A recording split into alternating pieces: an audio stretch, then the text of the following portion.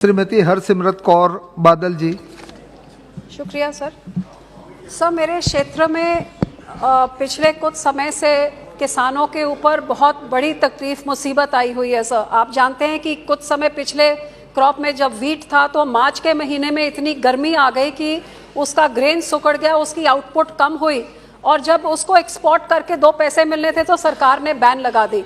अब सर दूसरी क्रॉप आई है तो बरसात करके इतना बड़ा बाढ़ आ गई है सर कि उधर लगता है कि खेत नहीं, अब वहाँ पे नदियाँ बह रही हैं, उसका सारी फसल खराब हो गई।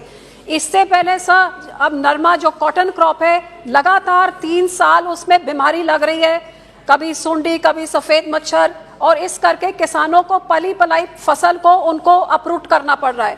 सर इस बार हमारी सरकार ने, मुख्यमंत्री ने सारे किसानों को कहा कि आप मूंगी की फसल आप बीजिए और आपको 7,225 का आपको एमएसपी में सरकार खरीद करेगी। लेकिन इतनी दुख की बात है सर कि मूंगी की 4 लाख टन का जो उनका अब क्रॉप आई है उसमें से 10% भी सरकार ने खरीद नहीं करी और 90% किसानों को एमएसपी के नीचे प्राइवेट प्लेयर्स को 5-6 हज़ार में बेचना पड़ा है। और सर एक तरफ से बाढ़, एक तरफ से बीमारी, एक तरफ से एमएसपी नहीं, गरीबों के मकान बाढ़ में रुल गए हैं, मजदूरी सारी खत्म होगी और हमारे मुख्यमंत्री हेलीकॉप्टर से देख के किसानों से बिना बात किए, उनकी बात तक नहीं पड़ी, अब उनके घरों में मच्छर पैदा हो रहा है, बीमारी फैल रही है।